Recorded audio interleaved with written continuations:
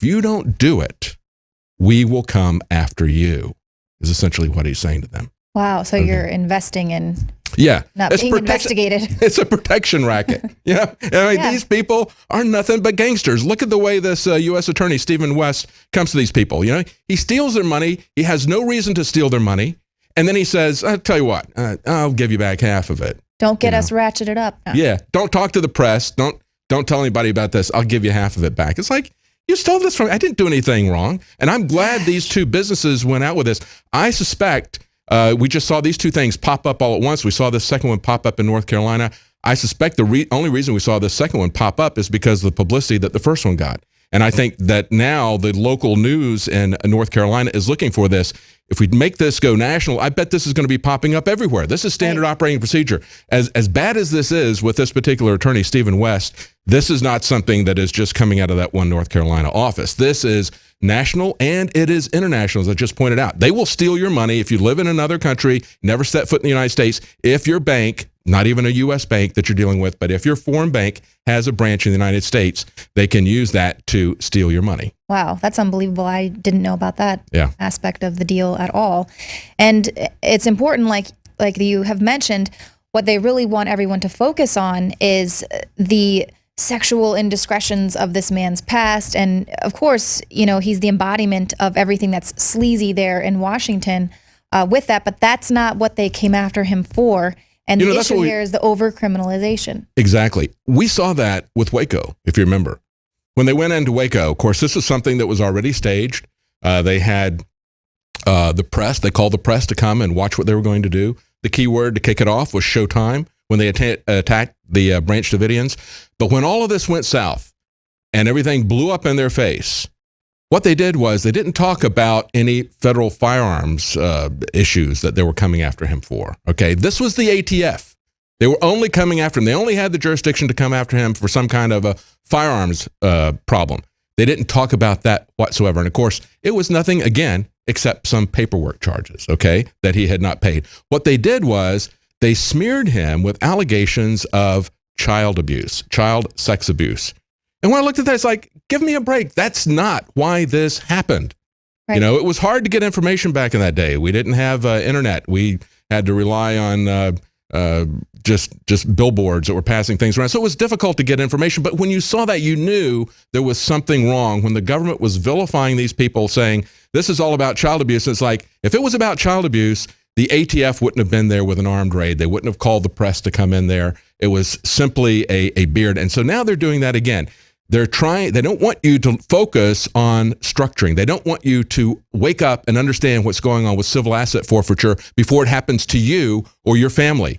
But you need to wake up. You need to understand what's going on because it will happen to you. It will happen to people that you know if we don't stop this. This is a criminal kleptocracy. Thieves. And of course, these thieves were put into place by people like Dennis Hastert. So he deserves what he gets, but we don't deserve to be abused by his perversion of the legal system, and that's the key thing. Yeah, I mean, that's just, you nailed it right there with that. It makes me want to leave this country, but where would we go? I mean, it seems as though it's... Yeah, they'll steal your money no matter what country you're in. Exactly. Well, now, on the Alex Jones Show today, we had Wayne Madsen come on, and he was actually the investigative journalist who broke this Hastert blackmail sex scandal story in 2006. 9 years ago. Yeah, he was the first one to come out about it. Of course, conspiracy theorists and all of that. But here, years later, that's what they call anybody who's an investigative journalist. You're called a conspiracy theorist if your investigation uncovers criminal or embarrassing information about people in power. You're a conspiracy theorist. That's their pushback. Right, and that's kind of what you're supposed to do as an investigator, is you're supposed to look at what's underneath the surface and what's not, what they're not just telling you right there. If you follow it wherever it leads, that's what they'll do to protect themselves. Well, let's take a look at this report from Wade Madsen on the Alex Jones Show today.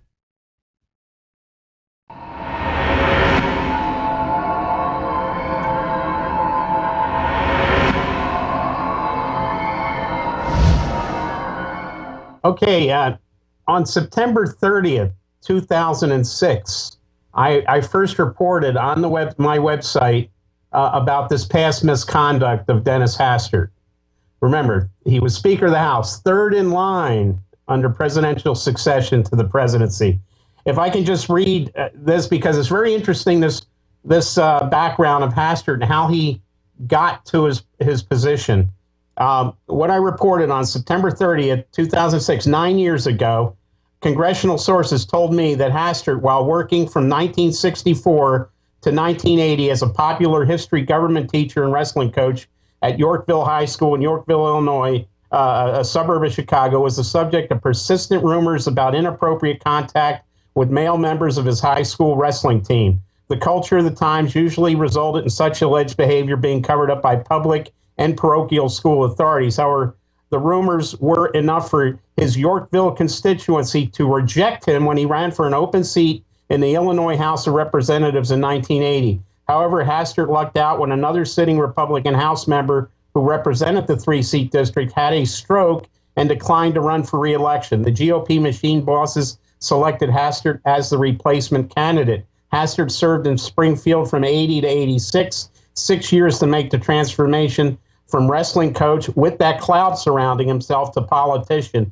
In 1986, Hastert received another unexpected promotion after incumbent Republican U.S. Representative John Grotberg was nominated by the GOP for a second term. He was diagnosed with terminal cancer and fell into a coma. The Illinois Republican Convention selected Hastert as the replacement on the ticket, a virtual election to the U.S. House in a strongly Republican district. So that's how Hastert got into the House of Representatives. He was rejected because of the rumors surrounding him as a high school wrestling coach. I heard from people in that particular town, Yorkville, and nearby, that Hastert was caught with inappropriate sexual contact with underage male members of his high school wrestling team. And isn't it funny? He only got into these political positions because either somebody had a stroke or somebody died of cancer. I remember walking with a friend of mine, and we encountered Charlie Rangel back in those days in the rotunda. And we, if you're with somebody and they kind of look at something and it's like they have some inside information. Well, here comes Hastert walking across the rotunda with a young, very young male page. Obviously, you see members of Congress with their senior staffers, chief of staff all the time, but this was very unusual. And I noticed a wry smile on Congressman Rangel's face, like he knew something. And with the neurolinguistics on that one said everything. And I actually had the opportunity of running into Hastert after he was speaker at the GOP convention in 2000 in Tampa. There was kind of a people traffic jam in the arena, and he was standing right next to me. And I looked at him and I said, "How's retired life treating you, Mr. Speaker?" Using the honorific. I know he wasn't speaker, but it's the DC thing. And he said. He said, "Good." And then he said, I forgot your name. And I told him, and the guy turned pale and said, "I got to get back to my Illinois delegation." So clearly he recalled the reports that I had on his misconduct back in 2006. Oh, you're definitely on target.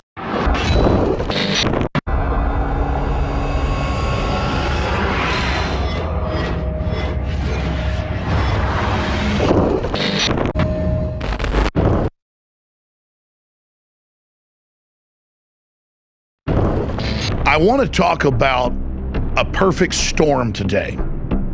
And the perfect storm I'm going to discuss is a really good perfect storm. I have prayed, literally, to be able to find a high-quality gun sponsor that is affordable and that is extremely well-made and effective that I can promote to my audience.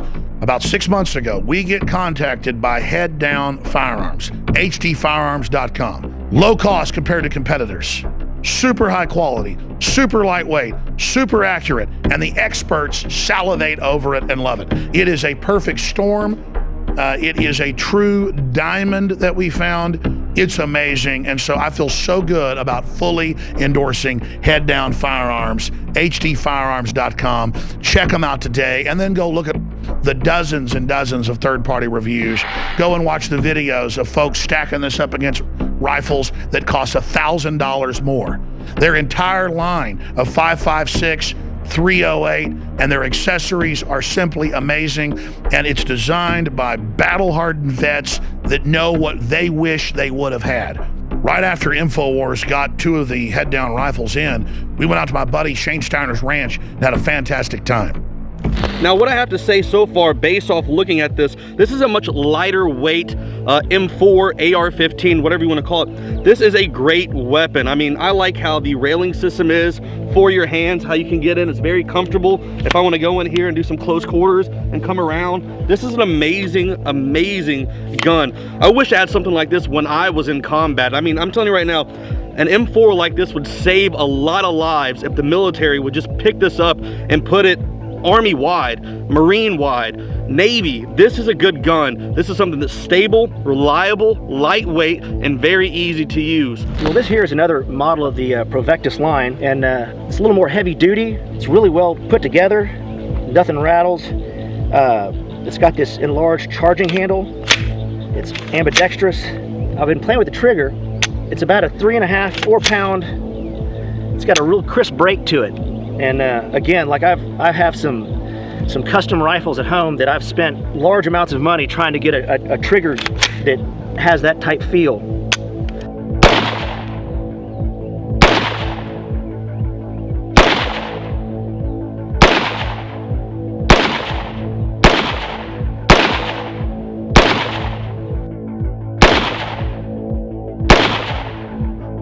Joe Biggs here at the office had the idea of getting a mannequin, wrapping an ISIS flag around it and sticking a clown wig on top of it with some tannerite and blowing it up. And the results were somewhat spectacular. All right, ready? Safety off. Let's go.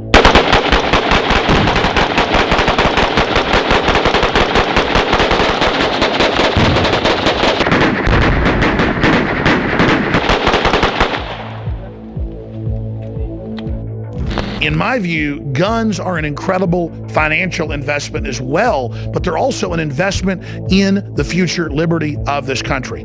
I'm proud of the fact that the United States is the most armed country in the world, and I want to make sure we keep it that way. We're not gelded, castrated slaves. We don't live in North Korea. We don't live in communist China. We don't live in Fidel Castro's Cuba. We live in the United States of America that has been exceptional, that has been amazing, and that we've been losing ground to the globalists, and now the tide is starting to turn. The spirit of 1776 is rising, and I'm telling you, the spirit of 1776 lives at Head Down Firearms, hdfirearms.com, or you can visit headdownproducts.com. That's headdownproducts.com.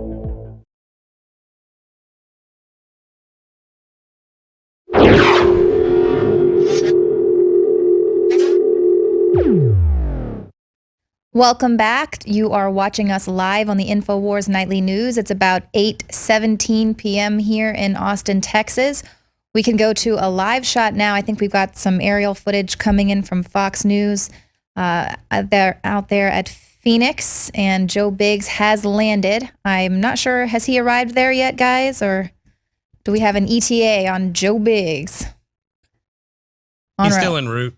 Okay. Well, you can see there's a pretty large crowd gathering there now, and I guess the prayer time would have started just a couple of minutes ago. So joining me now in studio, Rob Dew. Mm-hmm. And I would just like to point out that you started your Twitter account today. I mean, like, I finally fell into the pit. In epic troll fashion, you started a Twitter account specifically to troll someone. I just sent one tweet out about this, and it was in response to an article that one Matt Visor wrote. One reporter searched for talk show host Alex Jones, and it was very interesting. I got this email. If you guys scroll down to the bottom, you can see my first tweet was about 5 or 6 hours ago. 4 tweets. Yeah. But so I saw this guy's email. I contacted him. I said, hey, let's see if we can work something out. Alex does not have a lot of time. When does he get here in the morning? He gets here about 20 minutes before the show, and he's looking at news. Right. And then he's done. He does some business around here, wraps a few things up, and then he's off to meetings, doing other things. He doesn't sit around, hang out in the